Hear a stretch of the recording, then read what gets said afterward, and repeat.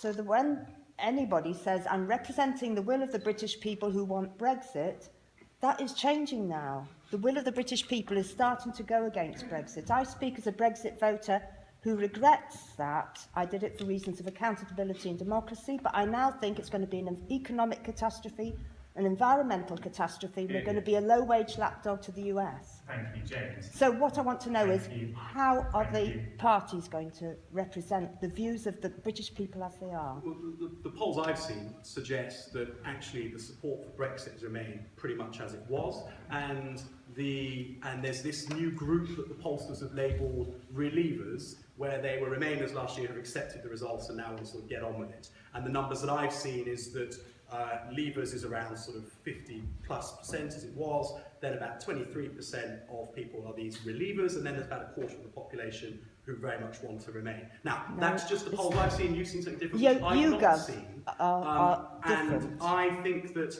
we are having a national poll in which everybody who's registered to vote over the age of 18 next week gets to say. We'll get a very clear indication of British public's views on Brexit in the election next week. I have to say, this election is not just about Brexit, James, and I don't think you ought to take any sort of view as to what it is people think about your domestic policy, because actually the country has to be run as well as actually we have to sort out the negotiations over Brexit.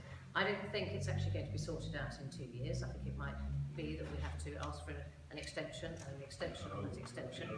And my party's position is... It'll go on forever. I think it'll go on forever. I agree with you. Well, I mean, it's 42 years worth of legislation. Some of those things are really, really good. It's given us workers' rights, it's given employment rights, it's given maternity rights, it's given paternity rights. There are all sorts of minor things that are quite good. We need to be able to sort out what's happening. I'm absolutely clear we are going out. Theresa May has actually signed the Article 50. We are on our way. But what my lot say is that someone has to sign off on that final deal, and we think that the public should be trusted rather than politicians. No, we know we didn't want the vote in the first place. It was a clash in the Tories, and they were trying to claw back UKIP. Nobody was actually pushing, other than UKIPers, nobody was pushing for a vote on Europe, but it's done. It's done, and we have to go through with that process. And that is what Labour would actually be in a position to be. But yeah, James's figures around the economy. I mean, people in work. I work at Citizens Advice Bureau. I see on a weekly basis number of people coming in. Yes, they're employed, but they're in debt. Why are they in debt? Because they haven't got enough money on which to live. And no, they don't ride around in flash cars and go on long holidays. They are actually really, really struggling. And the reality is that families in this country are £1,500 worse off in a year. And we know that people are not getting the money that they need. And prices are going up, and we're going to be heading into very choppy waters. And that's the reality. Lorna.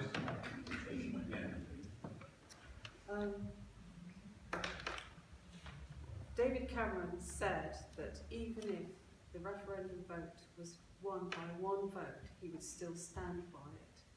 And I think all the sort of wanting to pull away from the statement and the vote of the referendum is detrimental. We need to be pulling together and accept that this is happening. And as I've said before, we are a nation that has stood on its own feet before, ruled a great percentage of the world. Surely we can do it again. Thank you. This gentleman at the front. This gentleman at the front, please. Why do politicians always tell us and to soften us up by saying, oh, we're the 5th or the 6th largest economy in the world, and you always fail to tell us where we are on the Human Development Index, which measures the standard of living, the quality of life, and we've dropped from 14th position down to what? As opposed to you telling us of the wider picture, being the 5th or 6th biggest economy in the world, where we're not that high anywhere near that on the HDI. Why don't you tell us the full picture? Tessa, can I go to Tessa first? Sorry. I'm not sure it's... Always well. Sorry. Forgive me. They've woken up. Hey. Yes, okay. I'm not sure exactly where we are on the development index. I know that things are not good, and when you measure things in different ways, that's what we know. Okay. I know that when you measure things in different ways, if you measure the happiness of our children, then we're in a really pretty poor state. But I think there are a large number of people who are excluded. The difference between those who are considered to be well off and those who are not well off is getting greater and greater and greater, and that's something we need to address. My real fear is actually the whole business over Brexit. We're going to have 48% of the people who wanted to stay in who are going to be unhappy, and 52% of people who wanted to go out for a myriad of different reasons. I think those are going to be unhappy as well, which is exactly why I put my proposition is that we should actually have a look at the deal that we get at the end of it to make sure that we are happy with that. It is the best possible deal is what we'll end up with Labour's assistance. It is not going to be roses. There is not going to be great celebrations in the process. I think it will take a very long time. We heard that the campaign around Brexit was based on lies and deceit. Anybody seen a bus advertising how many hundreds of thousands to the NHS? 300, how many millions? 50 million. Hundreds of millions. It's the same bus Theresa May. Same. No, we've got the Remain bus. Oh, right. Yeah, Theresa May's bus just broke down, because there's no surprise there. So, the reality is that it's going to be a real struggle, because people are now, only now, starting to find out, whether legislation around the environment, all of the laws in place, and they're seeing the detail of it, that it's suddenly coming through to some people who just thought, oh yeah, we can live on our own, we've done it before, and we'll survive. The reality is that you cannot unpick that, and you cannot do it that simply, and it's going to be bad news all round. But with Labour, at least, you'll be getting rent caps, you'll be getting an increase in wages, you'll be getting caps on power, you'll be getting a better NHS service, and you'll be... So you asked a really specific question, why didn't I mention that index? I was making the point about the leverage that we'd have with the EU in our negotiations, and it struck me that the leverage in those negotiations is due to the size of our economy. That doesn't mean that the point you made is not in any way valid, it's probably just the subject of another question. Lorna. Right, sorry, where are we in this? HDI versus the size of the economy. The size of it. Well, I'm just remembering the loss of the fisheries, the loss what's happened to our farming and steel. I think we have lost a lot by actually belonging to the EU. And I would really hope when we're, as a nation, surrounded by water, that we get our fisheries back, and we get our steel industries back, and our car manufacturing back. I think there's been almost an unseen working to destroy our industries in this nation. So whereas the doom-mongers might like to say we're not going to survive, I believe that we will. And part of Christian People's Alliance is to actually start to give money into these things to get them going again, because they're going to need it.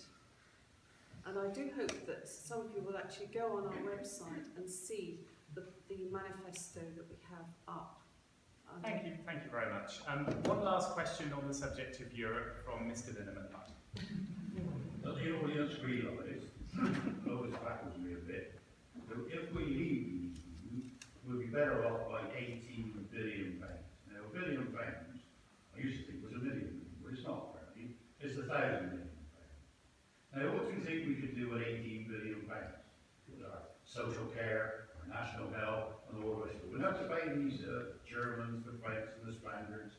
We don't have to give them any money at all. Now, you can't trust the Germans that we see. Fill their cars, fill this, fill that. You can't trust the French anymore, because they just take them off. So angry, had a person come over to England called Christine Lagarde. Now, she's in charge of the IMF. Tony, question please. Question, not a statement. All right. She's done it, of course, for fiddling and lying. She's still got her job now. Tony, What is your question? I will let James see if he can pick the bones out of that. No. I don't know what there is. What's the We're question? not saying 18 billion pounds is going to be worth in our pockets to save. James. Tony, I think that Brexit can be a real success. I have every confidence, but we shouldn't pretend it's just a sort of skipping through the sunlit uplands. Of course, there's a lot of work to be done. There's a lot of decisions to be made about how we run the country when we're no longer a part of the EU.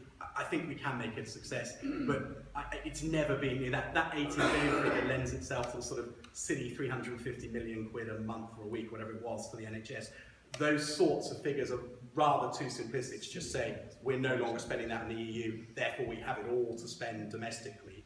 It will be a success, perhaps just not quite as binary as the one that you suggest. Lorna?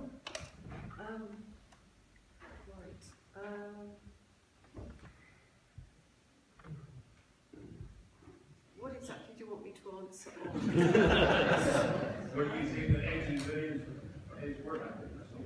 Absolutely. I mean, what? Yes. What about the Germans and the French and the Spanish?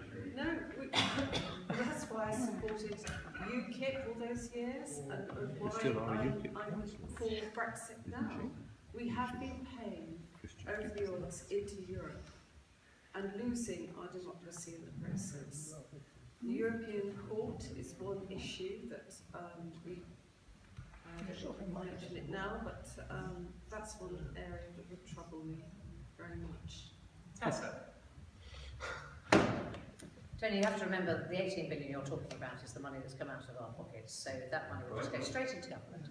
What the government should do with that money, of course, is make sure that we release the cap on the amount of money that's paid in rises. There's a 1% pay cap for our nurses and our teachers and other public service workers. We should actually make sure that they can keep up with inflation at least. We need to put money into the NHS, and there's clearly a lot that should be done for mental health care, as I would think. There are things that we could do to support our farmers so that they can actually come off subsidies. You know, we need to make sure that there's a sort of gradual slow it down to no subsidy so that they can actually build their businesses and make sure that we can feed the nation properly. I think you could think of every single thing that you'd like to do, and there might be the possibility of doing that. What you actually need is somebody who's going to ask the right questions to make sure there's a good deal for Somerset. That's the most important thing that happens in the next 5 years. What we like to do, and what I'm sure all of us would like to do, is to have a magic wand. But actually, government is about prioritising. Because everybody would like to do everything for everybody. The reality is that we, Labour, are planning to do it for the majority, not for the few. So can we spend that 18 billion? Of course we can. We have a whole shopping list of things which will benefit the majority of people. And it will be starting a national care service to sit alongside the National Health Service. Both will be properly funded. Staff will be properly paid for. And there's a whole range of other things that we'll be doing with that 18 billion, and a lot more. We'll be giving primary age children a meal, all of them. Not just on the whim here and there. We will be putting in place a cap, the cap that the Tories were going to put in place of £72,000 that you will spend on your care. And they ditched that one, they said, on 2020, and now, of course, they put it up together to 100,000. So there's all sorts of issues which we would spend that 18 billion on. I could give you more, Tony. I'm sure you can come and get some leaflets from me later. So you're glad as a Labour person we're leaving the EU then? No, I'm not glad that we're leaving the EU at all. No, I'm not glad. We spend all the money. So if you ask me what to do with the 18 billion, yeah, well, I can think of lots of things to do with it. That doesn't mean to say I think it's a good idea to leave the European Union, but this country voted for it. So we, Labour, that's, you know, the workers, we will actually get up and get on with it. Okay, folks. Just one thing. No, Tony, no. Yeah, but she said No. farmers get it. They don't. No. Because they're not all farmers. They're tenant farmers. The tenant farmers don't get the money from the EU. So, the next question, Cameron.